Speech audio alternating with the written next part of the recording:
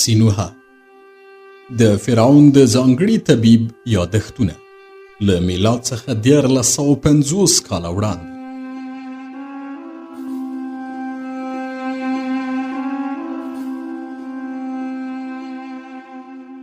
پنځه څلوېښتم څپرکی. په خپل لاس مې فرعون وواژه.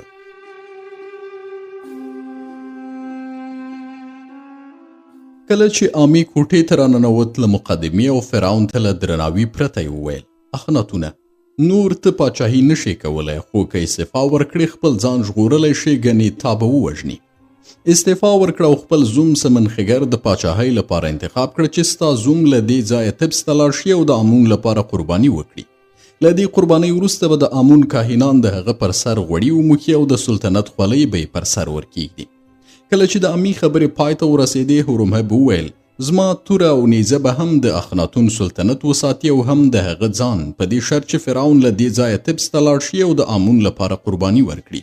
که څه هم د امون کاهنان به لږ وغوریږي، خو کله چې زما نیزې او تورې وګوري، غلی به شي او بیا که فرعون د سوریې د نیولو لپاره جنگ پیل کړي او حمله وکړي، کاهنان به مجبور شي چې له فرعون سره مرسته وکړي.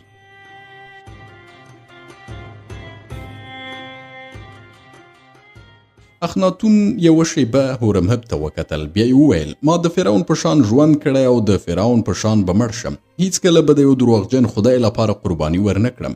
هیڅکله به جنگ ونه کړم، ځکه چې زما خدای له جنګه بیزاره دی. له دې خبرې وروسته فرعون د خپلو جامو لمن پورته کړه او پر خپل مخ یې واچوله، له کوټې ووت او لاړ.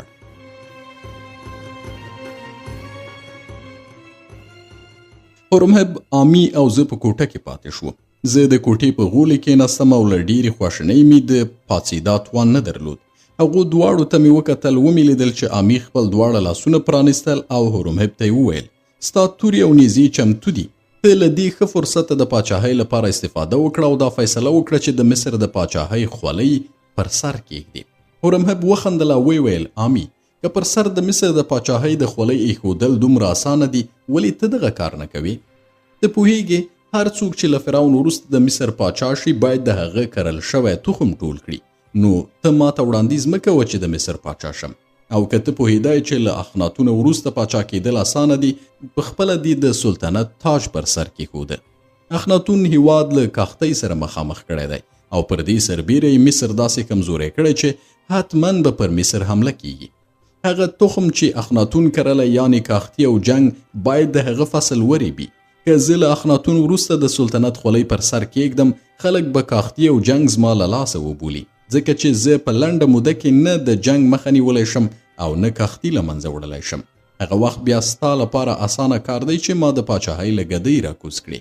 عامي وویل: له دې کبله چې ته نه غواړې فرعون شي، بله چاره نشته مګر دا چې د فرعون زوم سمنخګر فرعون شي، او که هغه هم پاچاهي ونه منله، د هغه بل زوم توت به سلطنت ومني او تر هغه به د خلکو له قهر سره مخامخ وي چې کاختي له منځه لاړه شي او حالات ښه شي.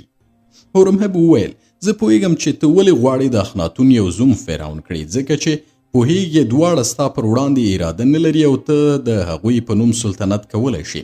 عامي وویل: خو ته یو پوځ لري او تر ما مضبوط یې. په تیره بیا دا چې که وکړای شي مهاتي په شا وتمبوي، نور به هم مضبوط شي او هیڅوک نشي کولی چې په دې هیواد کې له تا سره د برابرۍ لافې ووهي. دواړو یوه شیبه له یو بل سره خبرې وکړې او بیا عامي وویل: هورمهبه، زه اعتراف کوم چې غوښتل مې تا پر ځمکه وولم او لاس دې د پوځ له قماندانۍ لنډ کړم، خو نن سبا ګورو چې زه او ته یو بل ته اړ یو. که زه نه یم، ته د هاتي مخه نشي نیولی، او که ته د هاتي مخه ونه نیسې، زه به حکومت ونه کړی شم، ځکه چې د هاتي ځواک به په لنډه موده کې مصر ونیسي. نو راځه له یو بل سره متحد شو او د مصر په خدایانو قسم وخورو چې له یو بل سره به مرسته کوو. هورمهب وویل: زه د مصر پاچاهي نه غواړم، خو غواړم چې د مصر د ځواک قماندان ووسم. زما پوځ ځمکې ونیسي او د دې کار لپاره ستا ملاتړ اړین دی. دغه خبره درواغ مه ګڼه، ځکه چې تا ډیر ښه پیژنم، نو له تا سره د اتحاد لپاره تضمین غواړم.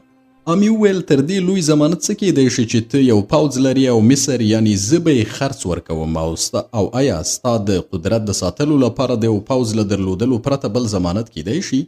هورمهب غلی شو.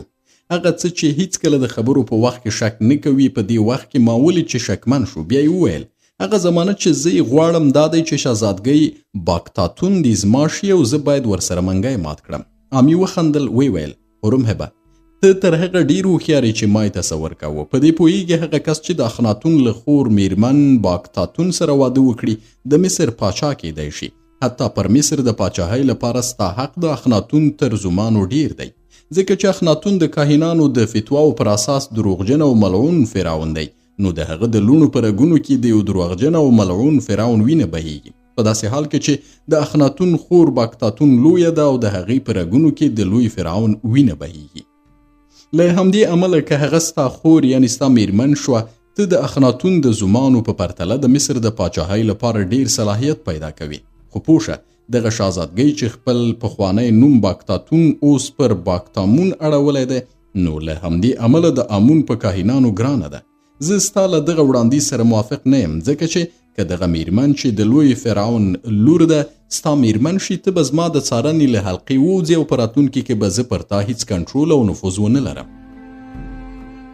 هورمهب وویل پوهیږم ته له دې ډارېږې چې کله زه د هغې میړه شم او زموږ زامن پیدا شي نو د مصر سلطنت به زما د زامنو مسلم حق وي. خو مه ویرېږه، زه به له تا مخکې پاچاهي ونه کړم، ځکه چې زه انتظار کولی شم تر تا ډیر ځوان یم او چمتو یم چې د خپلې تورې په وسیله له تا سره مرسته وکړم چې سلطنتي خولۍ پر سر کړې. دا چې ما له تا څخه وغوښتل دغه شهزادګۍ زما خور شي، لامل یې دا دی چې دا پر ما ګرانه ده. د کومې ورځې چې ما ولیدله تر اوسه پورې د هغې غوښتونکی یم، او که ته خپل نفوذ وکاروې چې دغه میرمن زما خور شي، نو زه به ستا له پاچاهۍ سره مخالفت ونه کړم. امی په چورت کې لاړ. زه متوجه شوم چې ولې هغه فکر کوي. د امی د فکر لوی علت دا و چې پوشو یو ښه وسیله پیدا کړې ده چې په دې توګه هورمهب تر خپلې څارنې لاندې وساتي. ځکه کله چې پر یو سړي کومه ښځه ګرانه وي، د دې لپاره چې وکړی شي له هغې سره واده وکړي، نو هر ډول قید و شرط مني. وروسته امی وویل هورمهبه ته چې له یوې مودې راهیسې دا هیله لري چې د دې میرمنې خاوند شي، نو دومره صبر چې دې وکړ لږ نور هم زغم ولره، ځکه چې تو اوس باید په یو ستر جنگ کې ګډون وکړې.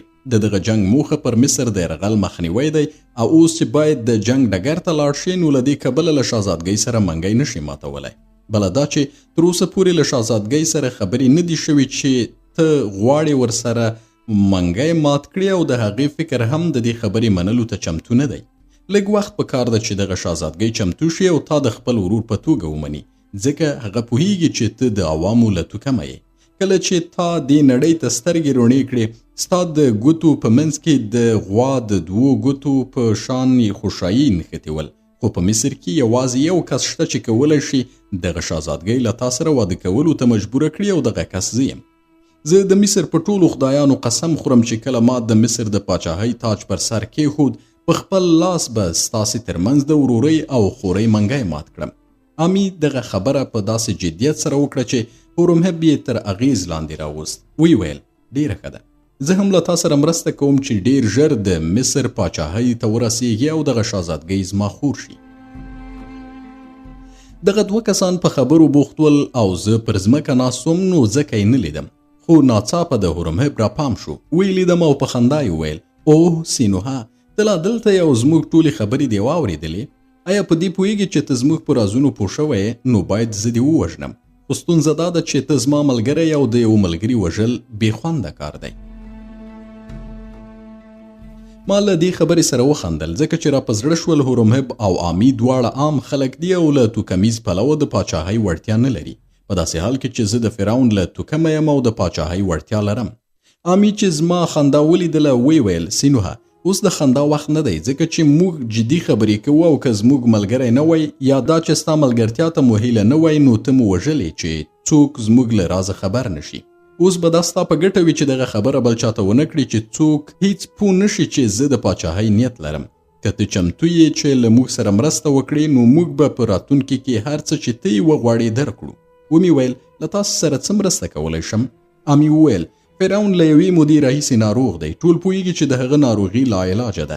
د درملنې یوازینۍ لاره پاتې ده چې باید وکارول شي، هغه دا چې د فرعون د سر کوپړۍ سوری شي چې له مازغوی تاواني بخار ووځي. ته هم د اخناتون ځانګړی ډاکټر او د مصر بلکې د نړۍ لوی پوه، هیڅوک ستا په لیاقت او صلاحیت کې شک نه کوي. نو همدا نن یې سر سوری کړه او د جراحۍ چاړه دې د هغه په مغزو دننه کړه چې فرعون مړ شي او د مصر له دې بدبختۍ څخه وژغورل شي.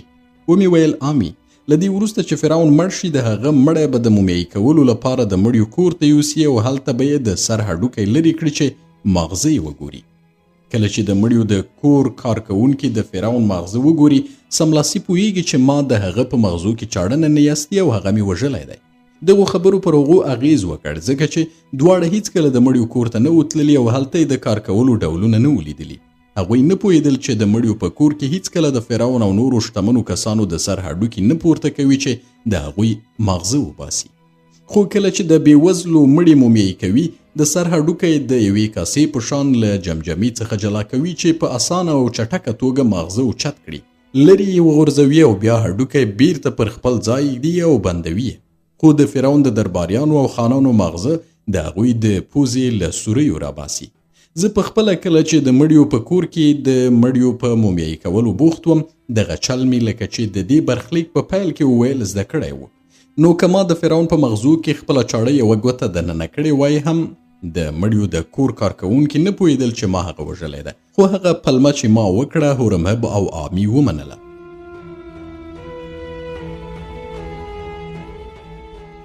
هورمهب وویل زه ډاکټر نه یم او نه پوهېږم چې فرعون به څه ډول مړ شي، خو په دې پوهېږم چې دغه سړی باید له منځه لاړ شي ځکه تر هغه چې دی ژوندی وي مصر به ونه ژغورل شي. ومې ویل زه ډاکټر یم، پوهېږم د فرعون طبیعت داسې نه دی چې سر یې سوری کړی شي ځکه سر یې په داسې وخت کې باید سوری شي چې د مرګ خطر نږدې وي. مګر نن سبا چې فرعون د مرګ له خطر سره مخامخ نه دی او زه هم د فرعون ملګری یم نو زه هم نه غواړم چې دغه سړی د خپل خدای له راپرزېدا څخه وکړیږي او خپل پاتې عمر په بدبختۍ کې تیر کړي. زه به هغه ته داسې شربت ورکړم چې له درد او کړاو پرته بلې دنیا ته لاړ شي او د دې شربتو اصلي ماده د کوکنارو د پوټکي شیره ده. امی ویل اپیم یادوي؟ ومې ویل هو اپیم یادوم. دغه ماده به زه له شرابو سره یو ځای کړم، په فرعون به یې وڅکم، هغه به له درد پرته په درانه خوب ویده شي او بیا به مړ شي. امی وویل آیا د فرعون له مرګه وروسته هغه کسان چې د هغه مړی مومیایي کوي د دې درملو په اغیز پوهیږي او د هغو اغیز به یې په خېټه کې پیدا کړي که نه؟ ومې ویل زه به په هغه شربت وڅکم او شربت په خېټه کې کوم اغیز نه پرېږدي. امی وویل اپیم خاص بوی لري، کله چې د هغه بوی احساس کړي و به یې نه څکي. ومې ویل له دې وروسته چې اپیم څو ځله ویشول او تصفیه شي نو خپل بوی به له لاسه ورکړي، په تیره بیا که په شرابو کې حل شي. ما اپیم او نور درمل په شرابو کې حل کړي دي.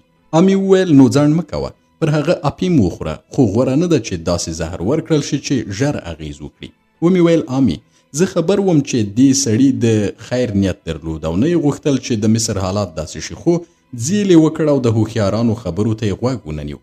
خلکو چې هر څه ورته وویل د هغوی خبره یې ونه منله او تل به یې ویل چې زما خدای همداسې ویلي دي. نو غوره نه ده چې داسې زهر پرې وخوړل شي چې درد ولري او ویې کړوي. د اپیمو د پوټکي له شیرې پرته بل هر ډول دارو حتی که ډیر لږ هم وي درد پیدا کوي. یوازې دغه شیره ده چې مسموم کس ویدوي او هیڅ ډول درد نه احساسوي. یوازې په ځینو کسانو کې چې کمزوري وي ممکنه د بدن یې سوړ شي او لړزه پیدا کړي. امی او هورمهب بیړه درلوده چې زه ډیر ژر فرعون ته زهر ورکړم چې امی ژر پاچا شي او هورمهب وکړی شي له شهزادګۍ باکتاتون سره چې اوس باکتامون بلل کېده واده وکړي.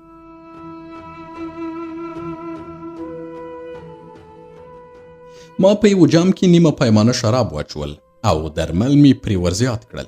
ښه مې وښورول چې شراب او درمل سره ګډ شي. بیا له آمی او هورمهب سره یو ځای د فرعون د کوټې پر لور روان شوم. فرعون د پاچاهي خولۍ له سره لرې کړې وه او سلطنتي متروکه او لکړی یوې خواته ایښي ول او پر یو تخت اوږد غځېدلی و. آمی سلطنتي تاج پورته کړ او په لاس یې وتاله. داسې وبرېښېدله چې غوښتل یې پوه شي سر یې د دې خولۍ د وړلو وس لري او که نه. بیا یې وویل فرعونه ستا ډاکټر سینوها درمل درته راوړي دي چې تا معالجه کړي او کله چې روغ شوې موږ به د هغې مسلې په هکله خبرې در سره وکړو چې نن مو سره یاده کړه. فرعون سترګې پرانیستلې، پورته شو او په تخت کې کېناست. موږ درې واړو ته یې ښایسته شیبه وکتل. کله چې ما ته وکتل زما بدن ورېږدېده. هغه چې زما په لاس کې د شرابو پیمانه ولیده ویې ویل سینوها کله چې یو ځناور ناروغیږي د دې لپاره چې هغه آرام کړي نو ناڅاپه یې له منځه وړي. آیا دغه درمل چې تا ماته راوړي د همدغه کار لپاره دي؟ که داسې وي نو زه له تا څخه مننه کوم ځکه چې ناهیلي له مرګ څخه هم بده ده او نن سبا مرګ زما لپاره تر هر ډول شرابو خوندور دی. ومې ویل فرعون اخناتونه دغه درمل وخوره چې استراحت وکړای شي ځکه چې ته استراحت ته اړتیا لري. هورمهب وویل فرعون اخناتونه ایا په زړه دې دی کله چې ځوان وې ما په خپلو جامو کې په بیدیا کې پټ کړې چې یخ دې ونه شي. دغه درمل وخوره او ویده شه، که دې ساړه وشول زه به دې په خپلو جامو کې پټ کړم. فرعون د شرابو پیمانه له ما واخیستله او شونډو ته یې نږدې کړه، خو لاسونه یې داسې رېږدېدل چې په دواړو لاسونو یې ونیوله. لکه چې ما اټکل وکړ فرعون ښه پوهېده چې څه شی څښي، خو بیا یې هم په یوه غړپ وڅښل. پیمانه یې پر کټ کېښوده او ما راپورته کړه.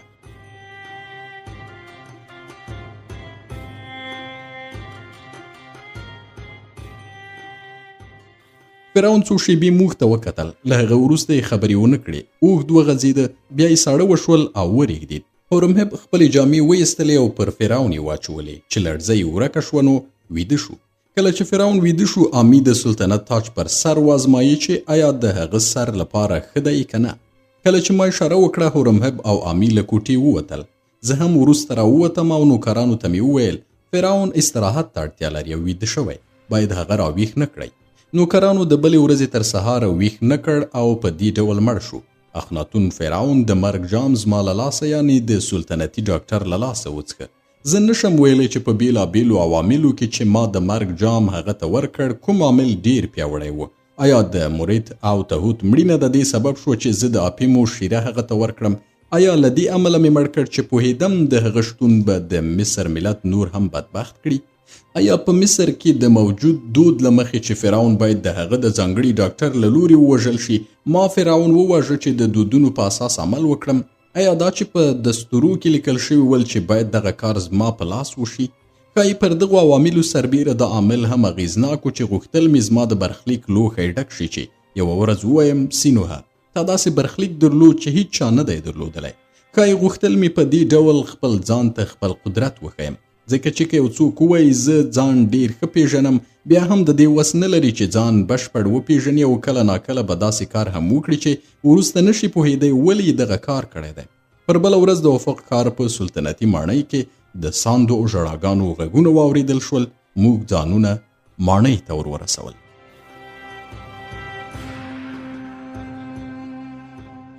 یوازې یوه کس نه ژړل او هغه ملیکه نفرتیتي وه چې د خپل خاوند د جنازې تر څنګ ولاړه وه. بې له دې چې وژاړي د هغه پر مخ یې خپلې ګوتې تېرولې. کله چې زه ورننوتم د فرعون مړي ته مې وکتل، سترګې خلاصې وې. ما ته یې کتل. ما د هغه په سترګو کې د غوسې نښې ونه لیدلې، خو تر هغه وخته چې د هغه مړی مې د مړیو کور ته یووړ او د مړیو د کور کارکوونکو ته مې وسپاره چې مومیایي یې کړي. د فرعون له سترګو شرمېدم. که له ما پرته بل چا دغه کتاب لیکلی وای دغه برخه یې نه وای پرې کې لیکلي، ځان یې د فرعون قاتل نه وای معرفي کړی، خو ما په دې کتاب کې حقیقت پرته بل شی نه دی لیکلي او وبه نه لیکم، حتی که زما په تاوان هم وي. زه پوهېږم چې که کومه ورځ څوک دغه تصویرونه یعنی د مصر خط ولولي له ما څخه به ډېره کرکه وکړي چې زه درباري ډاکټر او د فرعون د اعتماد وړ کس وم، نو ولې مې هغه وواژه؟ زه تر دې زیات ځان ته د برأت ورکولو لپاره بل څه نه لرم، خو اوس چې دغه تصویرونه کاږم وایم یو هغه عامل چې زه یې اړ کړم د اپیمو د پوټکي شیره فرعون باندې وڅښم دا و چې غوښتل مې د هغه کړاو او درد ختم کړم، ځکه چې پوهېدم که له ما پرته بل څوک د هغه د وژلو تابیا وکړي نو په ډیر کړونکي ډول به یې ووژني.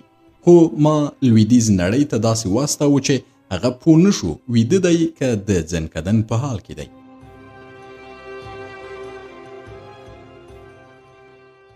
تر دې وړاندې چې د اخناتون مړی د مومیایي کولو لپاره د مړیو کور ته ولېږدول شي د فرعون زوم سمنخګر یې د هغه پر ځای کېناوه. هغه یې فرعون وباله، تاج یې ور پر سر کړ، سلطنتي لکڼه او متروکه یې په لاس کې ورکړه. خو ځوان او نوی فرعون اندېښمن او ترهېدلی و. شاوخوا یې کتل ځکه عادت یې کړی و چې تل د اخناتون پیروي وکړي، د هغه په ارادې فکر وکړي او خپلواکه رایه او نظر یې نه درلود. آمی او هورمهب ورته وویل که غواړي چې تاج پر سر ولري باید ډیر ژر افق له ښاره ووځي. حبس ته لاړ شه او هلته د مصر همیشني او ستر خدای آمون ته قرباني وکړه.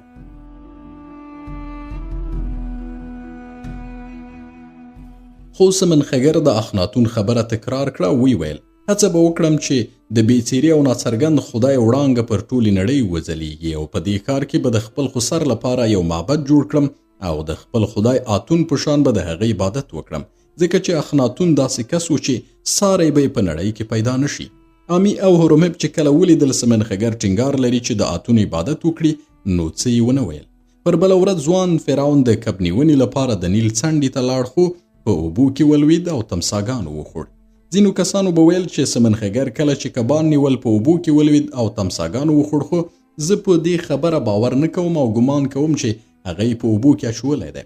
هورمهب داسې سړی نه و چې دغه کار یې کړی وي، خو په غالب ګمان به آمی د تمساګانو خولې ته ورکړی وي چې ډیر ژر خپل هدف یعنې د مصر پاچاهي ته ورسیږي.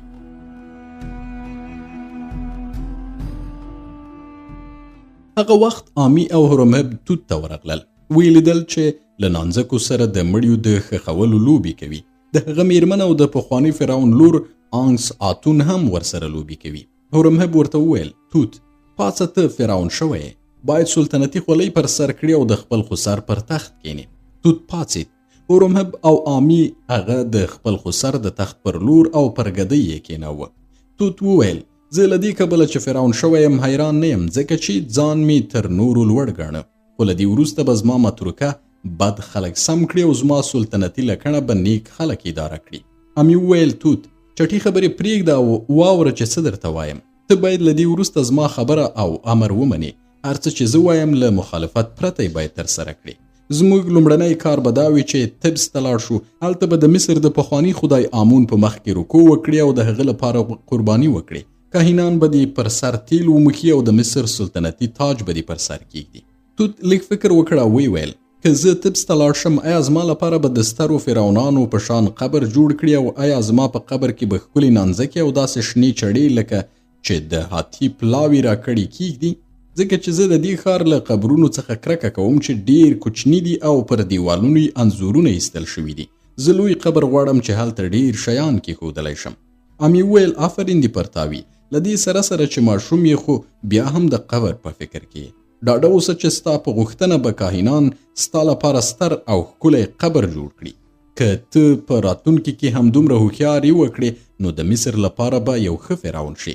خو ستا نوم ښه نه دی او ستا بشپړ نوم چې توت آنخ آتون دی د تبس کاهنان یې نه خوښوي ځکه چې هغوی له هر هغه شي کرکه کوي چې په آتون پورې اړوند وي. نو سر له ننه به ستا نوم توت آنخ آمون وي. کوچني توت په دې اړه هم نیوکه ونه کړه او یوازې وویل ما خپل پخوانی نوم ډیر ښه لیکلی شوی خو خپل نوی نوم نشم لیکلی.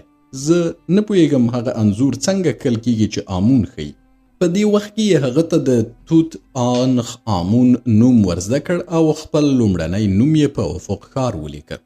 د پخواني فرعون میرمنې نفرتیتي چې ولیدل د توت آنخ آمون له پاچاهۍ وروسته هغې ته څوک توجه نه کوي نو ځان یې سینګار کړ او د هورمهب د کتلو لپاره چې بیړۍ یې په نیل کې ولاړه وه هلته ورغله. د هورمهب کوټې ته ورننوته او ویې ویل ګوري چې زما پلار آمی په دې هېواد کې څنګه د ماشومانو لوبه پیل کړې ده او یو ماشوم یې د مصر فرعون کړی دی چې وکړی شي بې جنجاله د توت آنخ آمون په نوم دی په مصر کې حکومت وکړي. په داسې حال کې چې زه په دې هېواد کې یم ټول پوهیږي چې د پخواني فرعون میرمن او د هغه د بچیانو مور یم او تر یوه ماشوم ډیره د پاچاهۍ وړتیا لرم.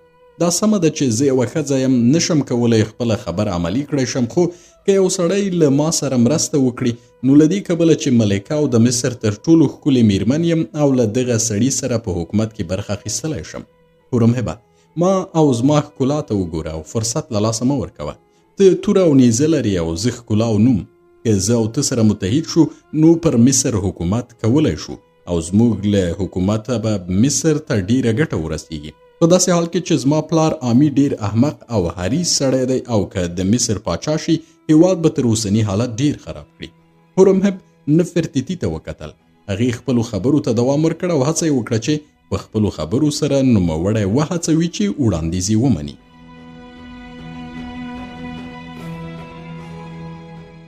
که څه هم نفرتیتي اورېدلي ول چې په هورمهب د پخواني فرعون خور ګرانه ده او زړه یې غواړي چې له هغې سره واده وکړي خو فکر یې کوو چې دغه واده به د شهزادګۍ باکتاتون د کبر او غرور له امله ونه شي.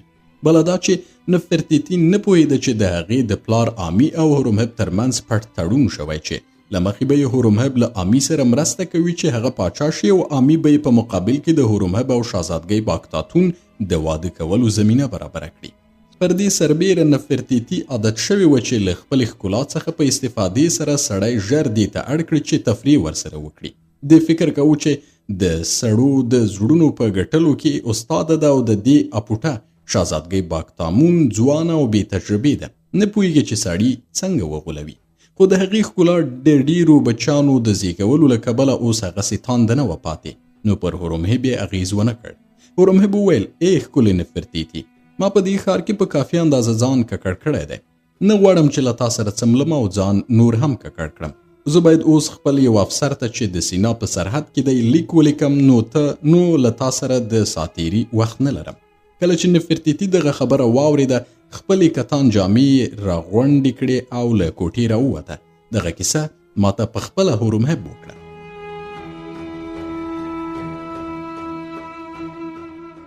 زه فکر کوم چې هورمهب به داسې تون ځواب نه وي ورکړی، خو ځواب به یې حتما منفي و، ځکه چې له هغې ورځې وروسته نفرتیتي له هورمهب سره دښمني پیل کړه او بیا په طبس ښار کې له شهزادګۍ باکتامون سره متحده شوه چې دغه کیسه به وروسته وکړم.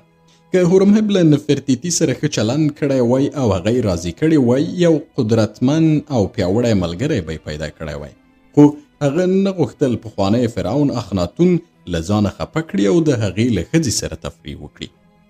زه پوهېدم کله چې هورمهب د اخناتون له مرګ سره موافقه وکړه، له مرګ وروسته هم فرعون پرې ګران و، که څه هم د اخناتون نوم یې له ټولو ډبرلیکونو او معبدونو پاک کړی و او په افق ښار کې به یې د ناڅرګند خدای آتون معبد وران کړی و. خو تر هغې ورځې چې ما هورمهب ته کتل، پوهېدم چې پخوانی فرعون پرې ګران دی. زه خبر وم کله چې د آمون کاهنان قدرت ته ورسېدل، نیت یې درلود د اخناتون مومیایي شوي جنازه چې په افق ښار کې ښخ شوی و له قبره راوباسي، ویې سوځوي او ایرې په نیل کې واچوي چې له منځه لاړ شي.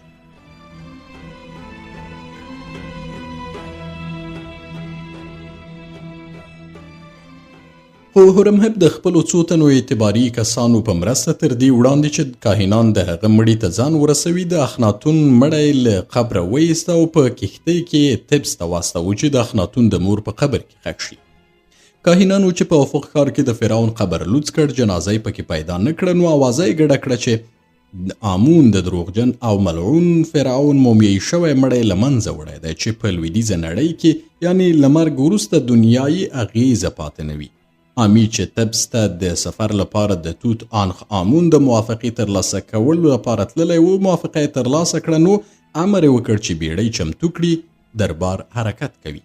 آمی له افقه طبس ته د دربار په لیږدولو داسې بیړه درلوده چې هغه خواړه یې هم ونه خوړل چې په زرینه ماڼۍ یعنی سلطنتي ماڼۍ کې پاخه شوي ول، او درباریانو ته یې هم وخت ورنه کړ چې ډوډۍ وخوري. په بیړه روان شول.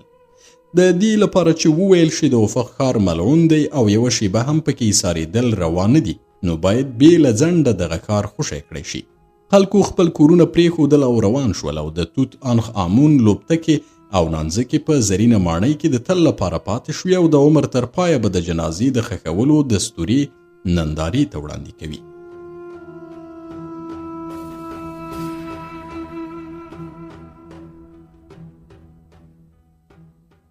له بیدیا راولاړ شوي باد نرمي او میده شګې د افق کوڅو ته راکاږلې. کورونه او باغونه یې له شګو ډک کړل. د لمر وړانګو او باران کورونه ورانول. په مني کې د نیل مستی هم د ښار وراني زیاتوله. لښتې او ویالې وچې شوي او هغه ونې له منځه لاړې چې اخناتون په زیار او مینې سره کرلې وې. د کورونو چتونه ونړېدل. په کورونو او باغونو کې د انسانانو پر ځای شغالانو ژوند پیل کړ. په دې ډول د آتون د افق ښار هغسې بیړه له منځه لاړ لکه څنګه چې په بیړه جوړ شوی و. د دې وروسته چې د بیدیا خاورو او شګو ښار لاندې کړ، نو هیچا هڅه ونه کړه چې تر هغه خاورو لاندې شویو ګران بیه شیانو د رایستلو لپاره یو ځل دغه ښار ته ورشي. هغه ځمکه چې د افق ښار پکې جوړ شوی و ملعونه بلل کېده. آمون داسې لعنت پرې کړی و چې چا جرأت نشو کولی هلته ګام کیږدي او ګران بیه شیان له خاورو راوباسي. ته وا چې د افق ښار یو خوب و خیال و چې ناڅاپه له منځه لاړ او نښه یې هم پاتې نه شوه. هورمهب د سلطنتي بیړیو په مخ کې روان و چې د نیل دواړه غاړې امنې او آرامې کړي. کله چې طبس ته ننوت، په 2 ورځو کې په دې ښار کې غلا، وژنه او ګډوډي له منځه لاړه. هورمهب غلا وژونکي ونه وژل او په دیوالونو یې راځوړن نه کړل، بلکې ټول یې ونیول چې د جنګ په ډګر کې ترې استفاده وکړي. ځکه هورمهب د هاتی د عسکرو د مخنیوي لپاره سرتیرو ته اړتیا درلوده. کله چې کوچنی فرعون تبس ته ننوت، موږ ولیدل چې د قوچانو واټ یې د فرعون په بیرغونو ښکلی کړی و او د آمون معبد د لمر د وړانګو له کبله روڼ ځلیده. فرعون د تاج ایښودو پر وخت د آمون معبد ته د تللو لپاره پر زري روان تخت سپور شو او د هغه تر شا د پخواني فرعون میرمن ملکه نفرتیتي ورپسې د هغې لوڼې روانې وې. پر دې ورځ چې فرعون د آمون معبد ته ورغی چې هلته تاج کیږدي او د آمون لپاره قرباني وکړي، نو د مصر پخوانی خدای بیخي بریالی شو.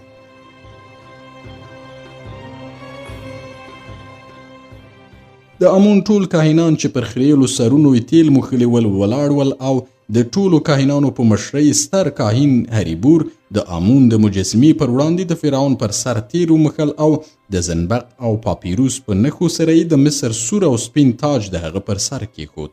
دغه دستوري د خلکو په مخ کې ترسره شوې، ځکه چې وګوري فرعون خپل تاج د آمون له کاهنانو څخه ترلاسه کړی دی. کله چې د تاج ایښودلو مراسم پای ته ورسېدل، نوي او کوچني فرعون د آمون لپاره قرباني وکړه او بیا یې هغه څه چې آمین له وران او بېوزله مصره ترلاسه کړي ول او فرعون ته یې ورکړي وو، آمون ته ډالۍ کړل. خو تر دې وړاندې چې فرعون آمون ته ډالۍ ورکړي، له هریبور سره یې خبره پخه کړې وه چې دغه ډالۍ ده ته ورکړي چې د هاتي د مخنیوي لپاره یې په جنګ کې ولګوي. د تبس اوسیدونکي پر دې ډیر خوشحاله ول چې پخوانی خدای واکمن شوی او فرعون له دې سره چې ډیر کوچنی و خو هغه ښار ته ورغلی و. انسان فطرتاً په خیالونو کې ژوند کوي، تل راتلونکي ته هیله کوي او تصور کوي چې له پخوا څخه به ښه راتلونکي ولري. خو د انسان د بدبختۍ یو عامل دا دی چې له تیرو ترخو تجربو څخه درس نه اخلي او فکر کوي چې راتلونکی به په دې دلیل چې لا نه ده راغلی تر پخوا ښه وي. له همدې امله د تبس خلکو تصور کوو چې د فرعون د پاچاهۍ دور به د سوکالۍ او خوښۍ پړاو وي. په قوچ واټ کې د فرعون په لاره کې راټول شول او پر ځمکه یې ورته ګلان شندلي ول. خو د بېوزلو له سیمو او بندر ته نږدې کورونو څخه لالوګي پورته کېدل. د تبس ښار په یوه څنډه کې اسمان تیاره و او له اورانو کورونو څخه د خرابو شوو مړو بویونه لټېدل. کارغان او مردار خواره چې د آمون د معبد پر بام ناست ول، له ډېرې چاغۍ څخه نه الوتلی شول چې نه شوی الوتلی، ځکه چې شپه ورځ به یې مړي خوړل. بېوزلې میرمنې او بې پلاره ماشومان په کنډوالو کې ګرځېدل چې وکړی شي د خپل کور ځینې شیان بیرته له خاورو راوباسي. دغه ماشومان د لوږې له کبله داسې ډنګر ښکارېدل چې د مړیو په کور کې مومیایي شوي مړي داسې وچ نه ول. ماشومان او ښځې پوهېدل چې له تبس رحم او عاطفې کډه کړې او ډېره موده کېږي چې نه څوک چاته کوم شی ورکوي او نه یې ګېډه ورمړوي. له همدې امله یې له چا څخه د ډوډۍ او فلز خواست نه کاوه. د نیل له بندره لرې شوم او د تمسالکۍ میخانې پر لور روان شوم. میخانه کنډواله شوې وه او هغه هم اور توره کړې وه.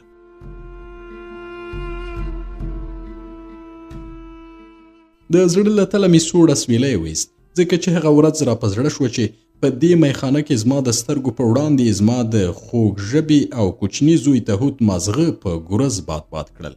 هغه تهوت چې زما له نسله یعنې د خدایانو د فرعون له نسله و او زما د سترګو پر وړاندې په مرید حمله وکړه چې هغه ښځه اسیره کړي. خو مقاومت یې وکړ او د نیزې په ګزارونو سره یې د سترګو په رپ کې سوری سوری کړه. بیا یې په داسې حال کې چې ښایي مرید ژوندی وه میخانې ته اور ورته کړ او زما ګرانه مرید ژوندی په اور کې وسوځېدله. ای د مصر خدایانو، آیا ممکنه ده ماته ووایاست چې زما مرید په دې وخت کې چې میخانې اور واخیست د سوځېدا د شکنجې له زغملو پرته مړه شوه؟ کاشکې ما همغه ډول چې فرعون مې بې له کړاوه په اپیمو سره بله نړۍ ته واستاوه، مرید او کوچنی تهوت هم وژلی وای. خو زه د اخناتون فرعون د خبرو تر اغېز لاندې راغلم او په هغه وخت کې مې د ګرانې مرید او د خپل کوچني زوی تهوت د مړینې فکر ونه کړ. د حیرانۍ خبره خو دا وه چې دومره کم عقل شوی وم چې پوهېدم دا ناممکنه ده چې د مصر یا بل ملت د داسې یو خدای عبادت وکړي چې بهرنی وجود ونه لري او په سترګو ونه لیدل شي. ما ویل انسانان یوازې د یو ډول خدای عبادت کولی شي چې بهرنی وجود او څیره ولري. د دې پرته انسان فکر کوي چې د بېځایه او ناڅرګند خدای عبادت کوي. دوی په حقیقت کې د دوهم او دریمه درجه خدایانو یعنی د سترو کاهنانو او فرعونیانو عبادت کوي.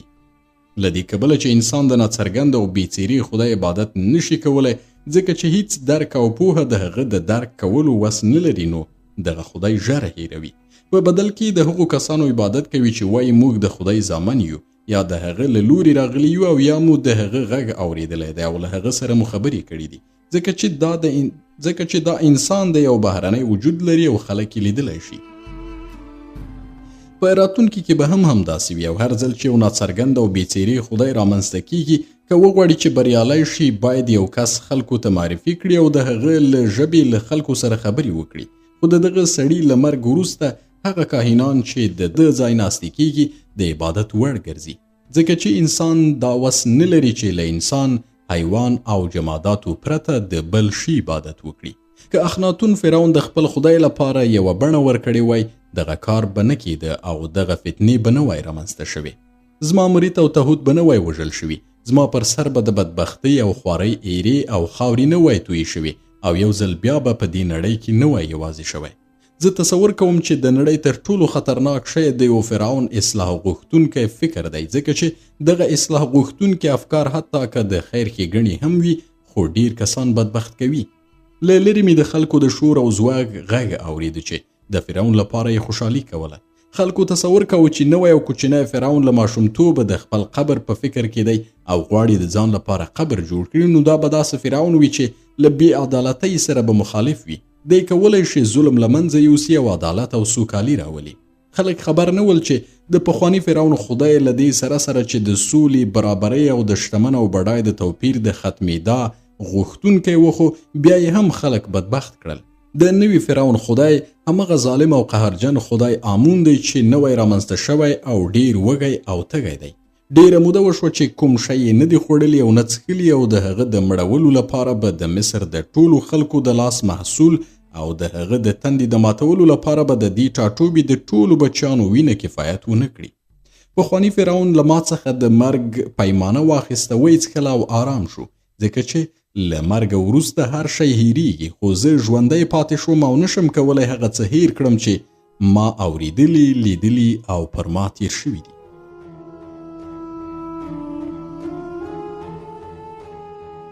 د تمثال لکۍ د میخانې له کنډوالو د تبس د بندر پر لور روان شوم. د تبس بندر چې غلی او تش ښکارېده، د خالي زنبیلونو او شلیدلو پړیو په لیدو یې سړی پوهېده چې دغه ځای یو وخت د ترانسپورټ د فعالیت مرکز و. ناڅاپه د زنبیلونو او ټوکریو له منځه یو ډنګر او خوار سړی راووت. زما خواته راغی. خپلې ننوتې او مړاوې سترګې ما ته ونیولې او ویې ویل: ایا ستا نوم سینوهه دی؟ ایا ته همغه سلطنتي ډاکټر نه یې چې د اتون په نوم دې د بېوزلو ټپونو معالجه کول؟ زه نه پوهېدم چې د هغه هدف څه دی، ځکه غلی شوم او ومې کتل چې نور څه وایي. هغه سړي وویل: ایا ته همغه سینوهه نه یې چې د خپلو نوکرانو په مټ دې پر بېوزلو ډوډۍ ویشله او هغوی به ستا له خولې ویل چې دا د اتون ډوډۍ ده، ویې خورئ او له اخناتونه راضي اوسئ؟ تا چې پر خلکو ډوډۍ وویشله اوس هم ماته ډوډۍ راکړه، ځکه چې له څو ورځو راهیسې زه د دغو ټوکریو او زنبیلونو په منځ کې ژوند کوم او له لوږې څخه د تللو او ګرځېدلو وس نه لرم. ما وویل: ته وینې چې ډوډۍ نه لرم، خو ته ولې تر زنبیلونو او ټوکریو لاندې ژوند کوې؟ هغه سړي وویل: ما یوه جونګړه درلوده چې ډیره کوچنۍ وه او له هغې څخه د خوسا شویو کبانو بوی لټېده، خو له دې سره سره به د شپې مهال او دغه راز په باد و باران او ډیر لمر کې پکې څملاستم. یوه ښځه مې درلوده چې ښکلې نه وه، خو زما خپله میرمن وه. همداراز ما څو زامن درلودل چې له یوې مودې راهیسې وږي ول، خو نن سبا کور نه لرم او جونګړه مې ورانه شوې. نن میرمن نه لرم، زما ښځه یې وژلې. اوس بچیان نه لرم، زما بچیان یې له منځه وړي او د دې ټولو مسؤلیت ستا د خدای پر غاړه دی. سینوهه، ستا خدای اتون زما جونګړه، ماشومان او میرمن راڅخه واخیستل او زه یې پر تورو خاورو کېنولم. اوس زه باید له ګرمۍ او یخنۍ څخه د تیښتې لپاره تر دغو زنبیلونو لاندې پټ شم. د هغې ورځې چې دغه نړۍ جوړه شوې ستا د خدای په شان سپیره او بېرحمه خدای نه دی لیدل شوی. زه پوهېږم چې مړ به شم، خو په دې خوشحاله یم چې ستا خدای یې له منځه یووړ چې له دې وروسته د مصر خلک بدبخت نشي. د دې خبرې وروسته دغه سړی پر ځمکه ولوېد، ویې ژړل، خو ما له هغه سره مرسته نشوه کولی، نو ترې لرې شوم. وروسته د بېوزلو محلې ته ننوتم او هغه ځای ته ورسېدم چې د مسګر یعنې زما پخوانی کور پکې و. ومې لیدل چې کور د تبس د نورو کورونو په شان رنګ شوی دی او د اور لوګیو تور کړی دی. کور ته څیرمه ونې وچې شوې وې، خو د دیوال په خوا کې د یوې کوچنۍ جونګړې نښې راښکاره شوې چې په مخ کې یو منګی ایښی و او داسې برېښېده چې کوم څوک دلته ژوند کوي، ځکه چې د منګي لوندوالي شاهدي ورکوله چې اوبه پکې دي. ما د دې جونګړې پر لور ګام واخیست. ناڅاپه مې ولیدل چې زما نوکره موتی په ګډوډو ویښتانو سره په داسې حال کې چې ګوډه کېده له جونګړې راووته او ویل بختوره ده دغه ورځ چې زما بادار بیرته راستون شوی دی. د موتی په لیدو داسې حیران شوم چې تصور مې وکړ دا موتی نه بلکې ارواح ده، ځکه ما ته ویل شوي ول چې هغه یې وژلې ده. له هغې مې پوښتنه وکړه موتی آیا ته ژوندی یې؟ موتی څه ونه ویل، پر ځمکه کېناست او په دواړو لاسونو یې خپل مخ پټ کړ.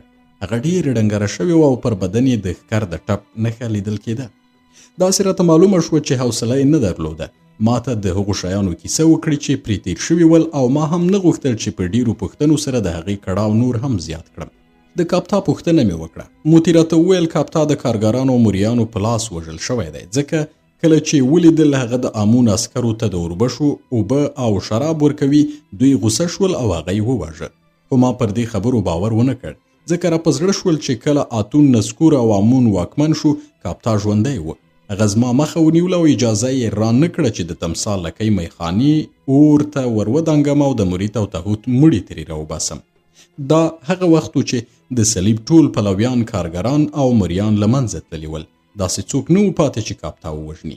له دې وروسته چې زه له طب سره وتلی وم که څه هم په ښار کې ګډوډي وه خو کاپتا تر دې ډېر هوښیار او چالاک و چې په ګډوډۍ کې دی.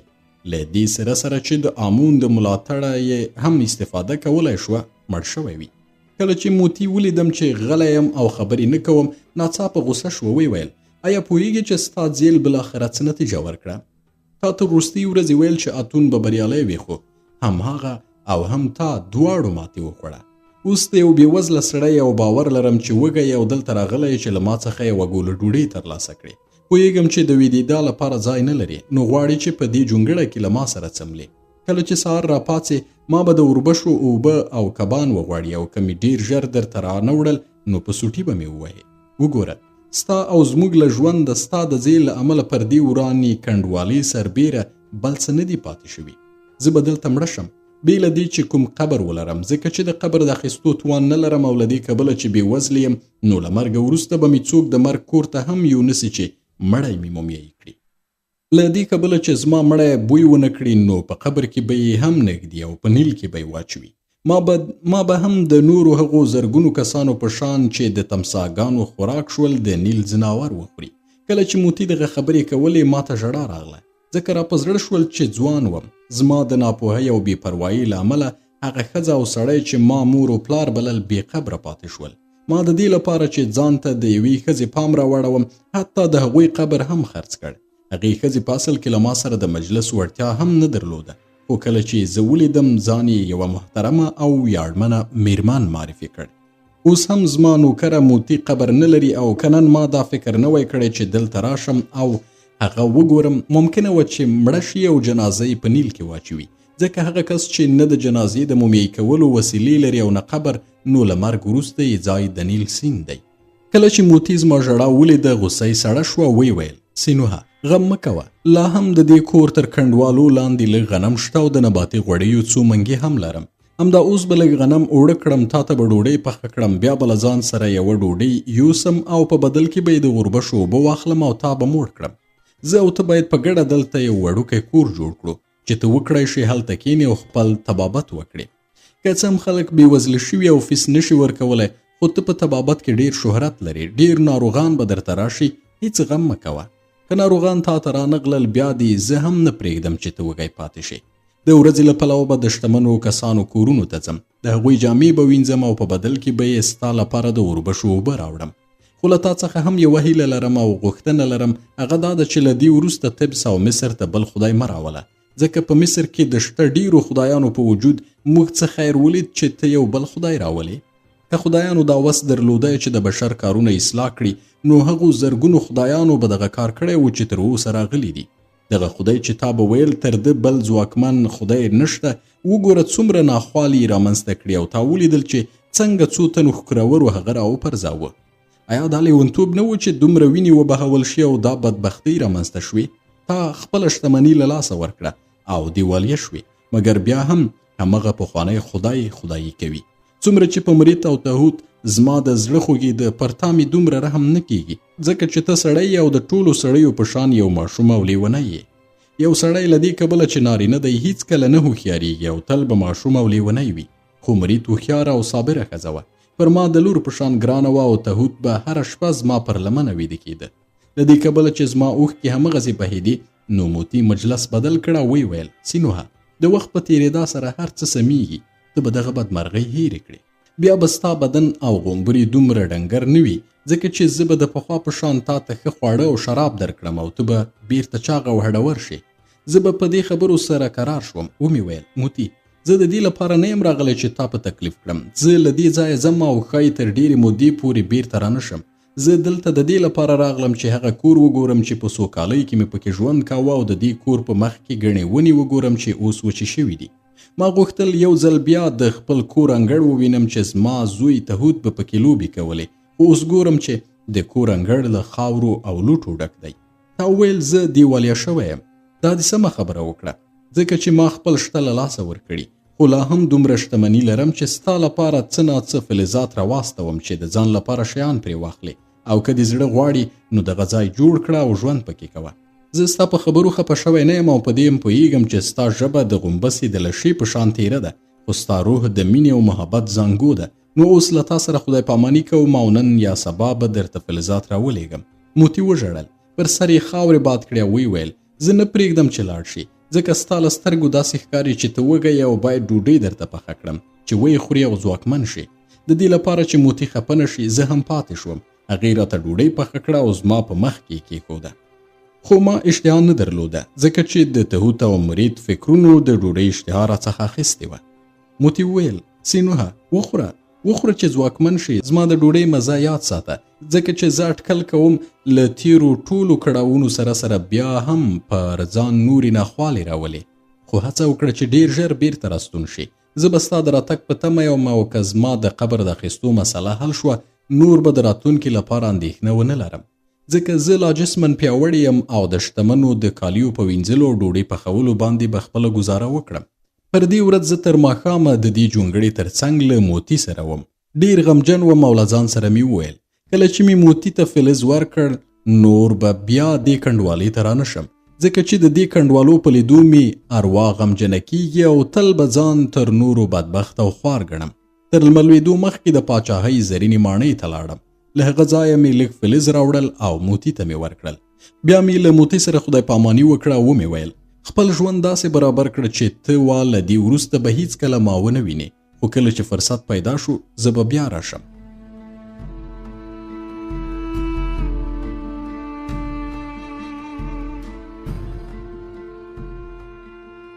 کله چې له دې ځایه ستون شوم، ومې لیدل چې د تبس د ښار ځینې برخې په مشالونو سره روښانه شوي او په ځینو کوڅو کې د موسیقۍ غږونه اورېدل کېږي. زه پوه شوم چې دغه ورځ د توت آنخ آمون د تاج پر سرولو ورځ ده او خلک د هغه لپاره خوشحالۍ کوي.